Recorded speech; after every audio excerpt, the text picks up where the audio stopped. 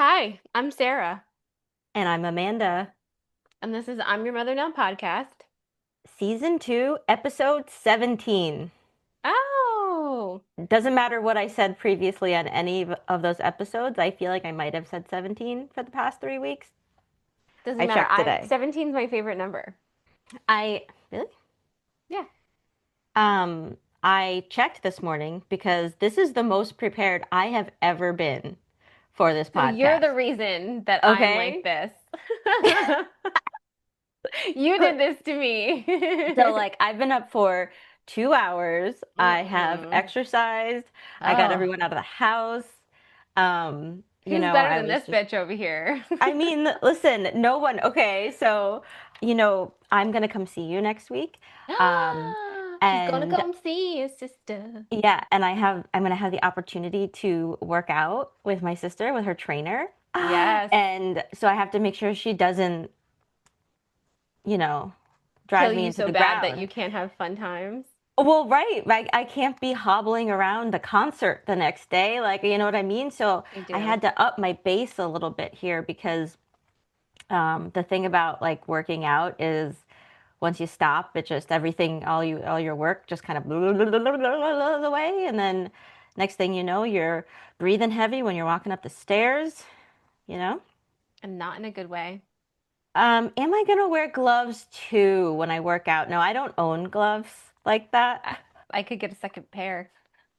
I You think good? it's a good idea, Steph. I think it's a good idea.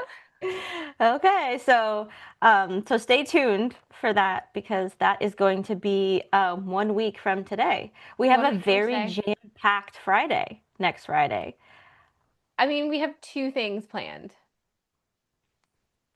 We have a Oh, workout, and then 6 hours later, we have a tattoo appointment. We have two whew. things planned. Listen, Amanda's like, things we're really are packing it in. things are really starting to fill up. Okay, there's a lot that's gonna happen. Okay, are we gonna record in the It's morning? so I don't funny. know. Yes, Okay, so obviously. that's a third thing, Sarah. And then are we gonna go out to eat after? After? Nay, I say that's a fourth We thing. actually have so much to possibly do on like after 3 p.m. on Friday. Yes, So for because this is everybody also listening who's local, Steph's band Cumberland Honey is having their release party at the Abbey Bar. yes. Yes. So Okay. fine. Exactly. See, Steph is saying you should come to my album release Friday night, as See, I Sarah was just on said. it, Steph. And I I was see on I it. knew that there were more things that I was going to be doing. Okay, so jam-packed. Yes, and jam pack. So like kind of jam packing the content this morning because you have some content to talk about, and it has to do with time and timing and being places. Yeah, it does. Yeah, it does. Yeah. Oh, you want me to just get right into it? Because I still had a couple of other jokes that I was going to throw at you I'm because sorry. Live your life, bitch. do Go. you not do you not want to talk about our tattoos and what I don't want to tell anyone what we're going to get. No, But I I was don't want to thinking, tell them what. Sarah, because Oh. last time we got tattoos, we got I'm your mother now. Clearly. So I was thinking over here, Hmm. we could get I'm your daddy now. No. Listen, mull it over. It could be like I'm daddy now. Um, That is that call me turns that daddy. that's a well, call her daddy is a podcast. It's Oh very yeah, popular. yeah, you're right. You're so right. And I just feel like you are really on some ish today, huh? I have a lot of energy because I've been working out for 2 weeks. It's so annoying. It's the most I'm annoying thing ever that working out makes you feel better. because everyone's like, you should work out. And you're like, no, No, I yeah, shouldn't. Should I drink water too, you dummy? right. Should I eat healthy while I'm at it? Should I have protein? What am I on this planet for, huh? Just to follow all the rules? Hmm? Ridiculous. Just to anticipate what this meat bag needs to be happy? Do you know what I'm saying, I Sarah? do know what you're saying, Amanda. I am laughing because it's true because I feel so much better too. I've been working out consistently for over 3 months now. And the thing is that I don't you know this, we might have talked about this, but I cannot make myself start working out. Like I No. physically cannot do it until my brain has gotten on board. Yep. And sometimes it'll take like a year for those two to Yeah, it took come me about a year. together. Hmm. Yeah, it's like a year about thinking about it and thinking about it. And then Yeah. it's like, all right, here I am. I'm just gonna do it. Um, Can't rush perfection. but right, so yeah, I've been busy and I have been You have to get Melissa. my workouts are a little bit different than my sister's workouts. I just do like the Peloton ones, and I Well, work out like Beth is working out with my trainer too.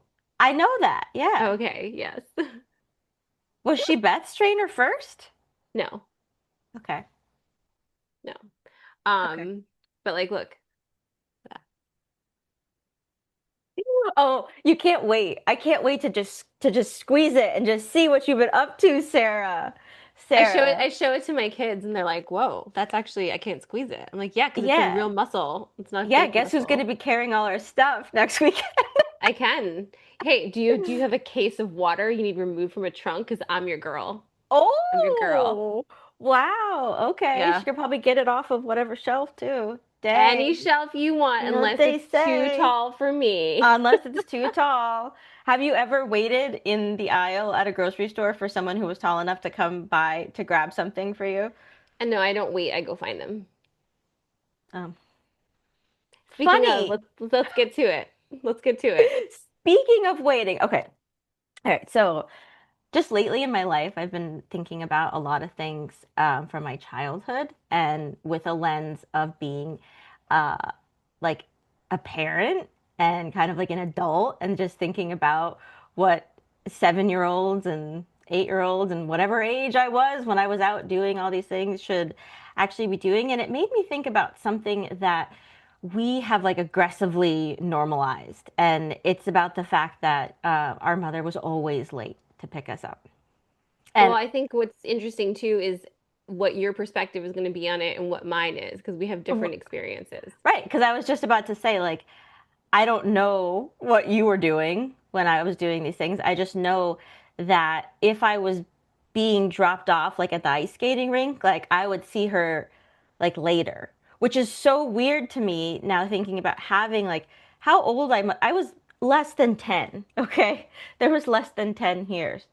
Okay, and she was dropping me off at a public place with only maybe 30 minutes of adult supervision when I was having an actual lesson. And then the rest of it was just like I was just there and I would be there for hours.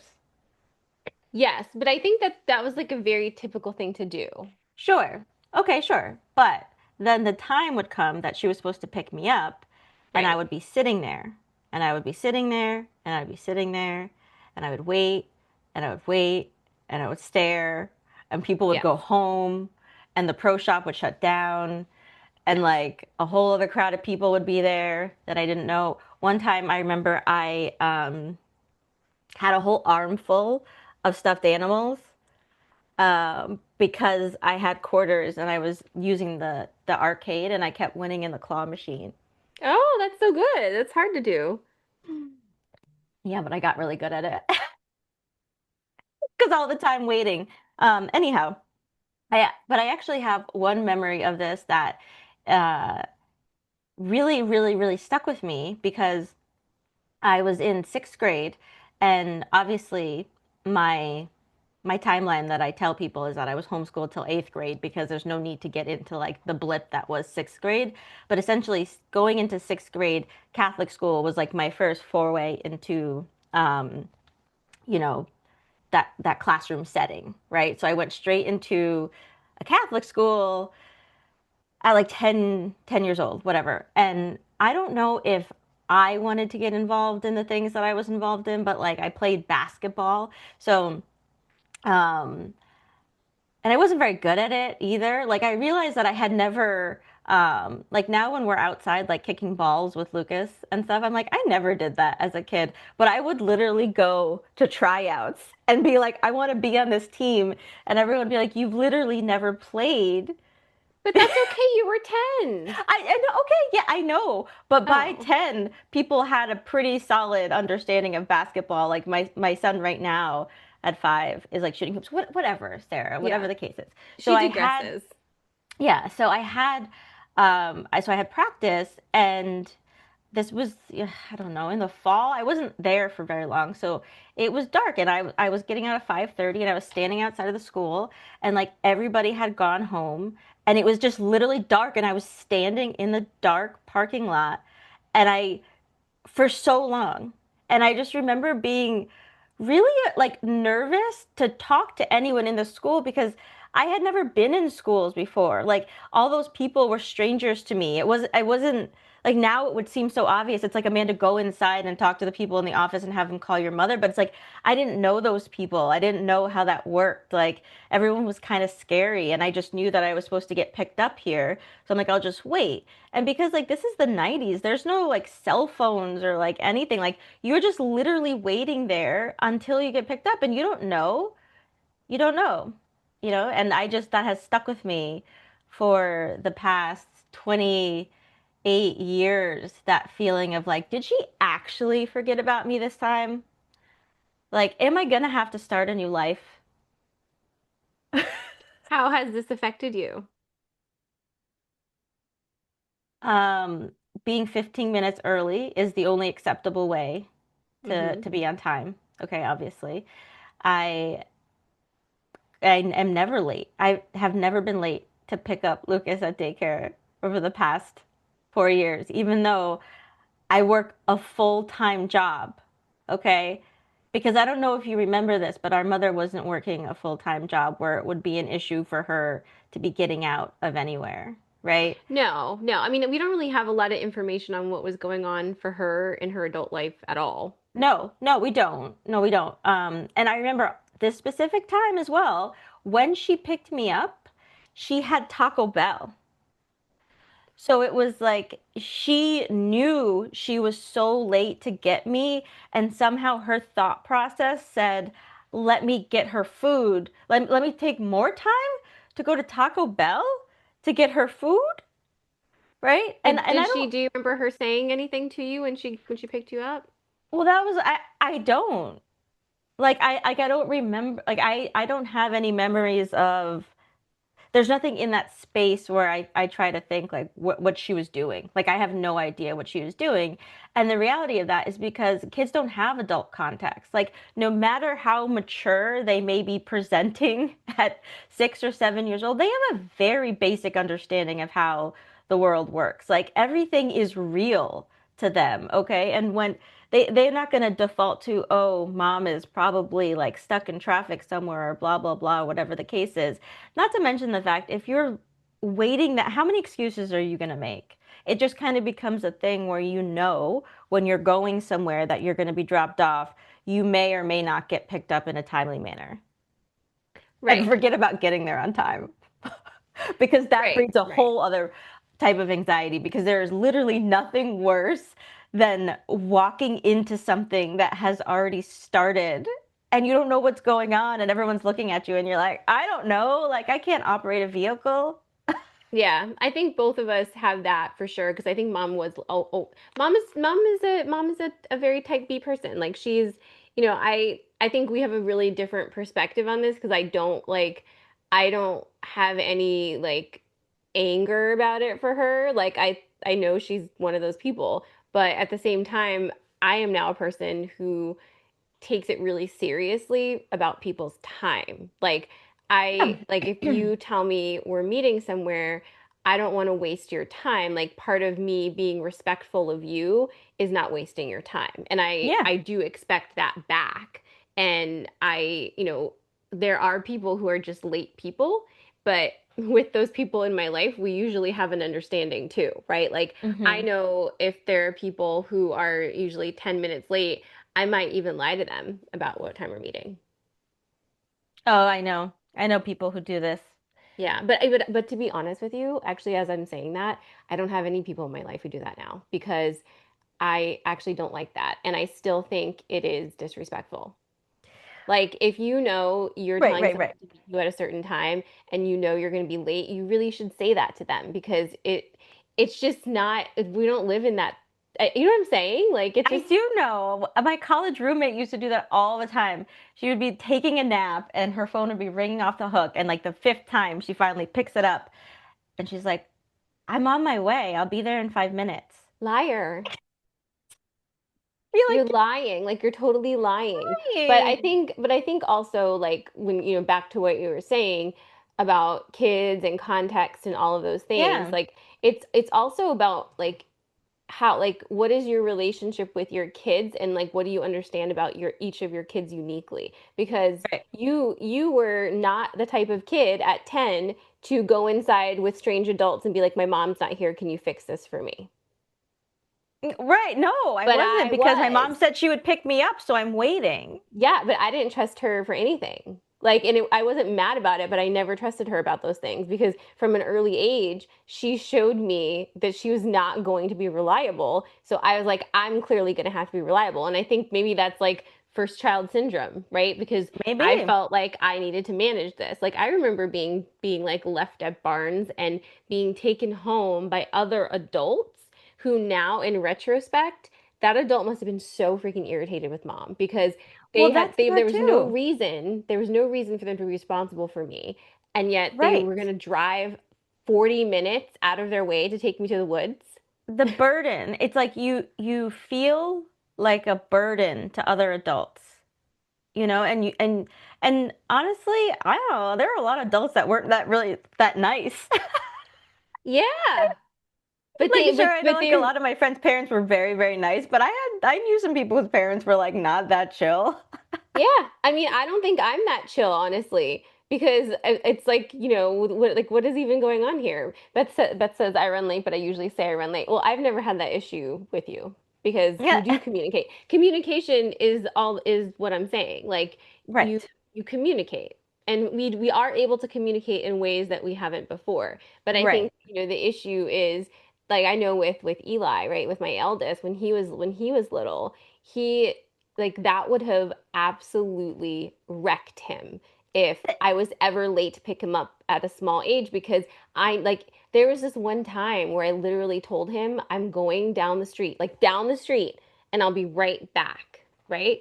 Yeah. I said that because he was little, but he didn't want to go. Like, and so he was staying at home. I was right down the street to the gas station and back. It was maybe Hmm. 8 minutes that I was gone, to be honest with you. I just had to grab something. And when I came back, he was sitting on the lawn in like this dramatic pose, right? And I'm like, hey, are you okay? And he was just like, I I just didn't know if you were ever coming back. And I was like, honey, we had a discussion. I was gonna be gone like right and you didn't want to come. And it was gonna Yeah. be 8 minutes. And he was like, oh. So like, you know, he's that kid that if I had Yes. actually left him with no communication, it would have been a core memory that like shaped him. But now, like I think I didn't traumatize him that way because he doesn't have it like actually neither of my kids have any anxiety about anything, it seems like. And this, you know, sometimes I talk about this in with clients too sometimes, right? Because something have to tell ourselves, remind ourselves is that our particular hypervigilance usually comes from uh having to be parentified as a child or having Yeah. some sort of trauma as a child, right? Not feeling safe in some way with the adults around us. And when you are not in that space, you feel very comfortable to act a real fool, right? Like my kids and other people's kids act in a very untraumatized manner. Like they Yeah. act like we're always going to be there for them and like we're going to love them no matter what. And it's like, why do you think that? And it's because we specifically have parented them in a way to not give them the burden of pleasing us for love and attention Yeah. and affection. So, Right. you know, the opposite side of that is they feel comfortable to just be whoever they are in that moment. And we're looking Hmm. at them, it's like, could you be a little traumatized so that you could just act a little bit nicer? Like, but that's the kind of the flip side of it. It's like Yeah. what like we don't really know what that looks like in a lot of spaces because there's not a whole lot of untraumatized adults in our generation. Right. Like Lucas, it will never be a thing. He will always, when my mom says she's going to be somewhere, she'll be there. I'll be Yeah. the first kid that gets picked up. Yeah, literally, because And he'll be like, it is, that's that's yeah, awesome. yeah, and The this other is part of awesome. it too, Sarah, is uh the safety aspect of it. Hmm. Because Especially now that we think about that. Yes. especially now that you think about that, like a young girl being left in a public place, that would be very easy for a predator to go and just observe and no one would notice. Easily cased. Just girls in tights. You know what I mean? An ice I do skating know what you rink. mean. Yep. So there's that. And then also, the barn as well. Like Oh, I know. they were like pseudo day camp situations in the sense that no one was saying you couldn't leave your kid there unsupervised, but no one was saying they were going to supervise your kid while they were there outside of like whatever the one-on-one kind of time you had was, right? We And were listen, just free ranging. I loved hanging out at the barn. Yeah, I'm just saying I would never do that with my own child. We know too Um, much now. we know, yeah, I mean, I don't think our, I mean, I truly, I don't remember any conversations about stranger danger or anything with mom. Which is interesting because, you a know, lot of stranger danger situations we were in. we were in Except endless for ones. if you do recall, we used to run to the car. We used to run to the minivan in the mall parking lot, jump in, lock the doors. Remember that whole thing? That was because this was the 90s and men were literally raping mothers Oh, in actually, I parking think, garages yeah, with their I think at that children. Like, time, at that mall specifically, that was happening. yes, but Yes. didn't stop us from going to the mall. No, no, we just run. Yeah, I think I was 12 days old the first time I went to the mall. That actually makes a lot of sense. I would walk around the mall too. Well, the mall's like where you take your baby, so you can get out of the house and walk around. And that Stanford Mall was such a vibe. Like it's Are you such going a to talk about the chocolate croissants from the little French place? That was oh my God, like that mall is like core memories. Like I'm so Stanford sad Mall. it doesn't exist in its glory anymore because it was such a 90s excellent mall. Like It it has, had the middle yeah, pit, the gathering pit still with like all does. the seats and like it was just so good. Like I can still walk that entire mall from Oh memory yeah. from back in the day. Like Mm-hmm. so 100%. many good times. But Again, yeah, I mean, just wandering around unsupervised. but that to me isn't a problem. The mall. I had so much fun wandering around the mall Yeah, on a like Friday night. that's a little bit of freedom. Like, like right now I'm thinking about that all the time because I kind of have a little bit of like, oh, my kid's running around loose, but at the same time, he needs to. He's 14. He needs to kind of run around I and know, he have does. experiences with his friends and learn the cause and effect of life, right? Like Right. I do this and this happens, and so like I was telling you, it's giving me a little anxiety. It's like week one of summer, and I haven't I, seen him really, but he's living well, like he's being the outside kid right now. and that's exactly what you wanted It's when, what I wanted. with that neighborhood and everywhere. I mean, the fact that he can do that. I it's hard for me to imagine raising a family in a place where we grew up just because it's so far from everything. It was so isolated. It would be really difficult for me to think about like if you wanted to get something, how far you have to go. I don't know. Or like I even like just living here and being able to see people. As long as everyone is quiet enough in the neighborhood, okay, and no one's up to any tomfoolery, like I enjoy being able to see people and cars and walk around on sidewalks and have we're going to a birthday party tomorrow that we're going to walk to. All these things are I think, important. but do you think possibly part of the reason you really like that though is because we didn't Yes, have it growing up? 100%. You know, Absolutely.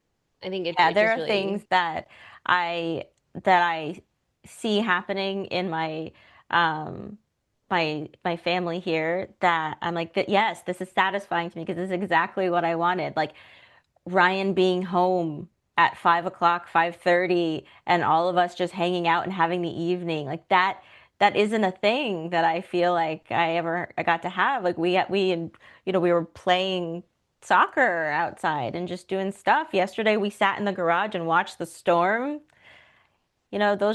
Those yeah, so I do acknowledge that it is like me trying to recreate, but or better. create what you felt you didn't have.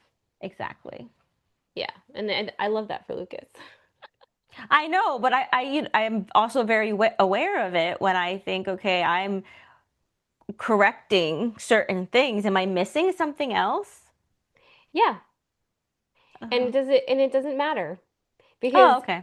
at the end of the day, the common denominator for everything with kids is feeling safe and loved. Yeah. And Yes, if you you're feel right. safe and loved, the details will sort themselves out. You're going to make a shit decision here and there. You're going to do Mm-hmm. something that upsets your kid. Maybe you'll even, they'll have a trauma about something, but if at the bottom of everything that happens, they know that they're safe and loved, that they have a space they can go to, everything's fine. Like all of those things are fine. It doesn't Mm-hmm. matter. But a lot of the things you're doing right now are less about Lucas and more about your inner child and healing that for yourself because you watching Lucas and his dad have an actual bond, right? That Mm-hmm. heals you. It's not Yeah. healing Lucas. Lucas doesn't have a wound that needs healed.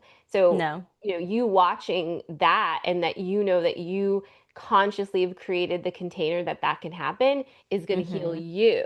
And I think Mm-hmm. that's what all of us are trying to do, whether we recognize it or not. But if you're consciously doing it, you'll end up doing it in a little more healthy ways as opposed to Yes. destructive ways. Like we're all trying to heal an inner child in some way or Mm-hmm. another. But some Right. people just don't recognize what they're trying to heal, so they end up hurting, right? They end up like just kind of being in a loop of things. But we are all doing that now. So when you are creating these things for Lucas, you have said to me, like you feel that. You're like, yeah, Yeah. this feels good to me. It feels good for you Mm-hmm. because that little Amanda who didn't get to have that is having it now and it actually counts now. Yeah. So it's Right. really Yeah. that's the magic of it. And if we, I think we could all use for a little perspective like that, right? As we Mm-hmm. roll through life, it's like all the things we do matter in all space and time. Yes. Yes, they do. That's why I always, not gonna say I hate it, but I really don't prefer when parents say they're never going to remember this. They're not going to remember that trip. They're not going to remember XYZ. And it's like, okay, maybe they won't remember specific, moments from this trip, but everything that they experience is shaping who they are. I don't understand why you don't get that. Because we don't really think about nervous systems when we're, in that space, but your nervous system remembers everything and so does your For body. So, sure. Yeah. it matters. But now it's time for me to go work on this body. Ooh. Okay. Time time for me to go fine tune this vessel. All So, right. Well, listen, you fine tune that I and will. have a great weekend, okay? Okay. All right. Bye. Bye. I just want to tell my sister that I'm really sorry for publishing this episode late. That was really messed up of me. It won't happen again.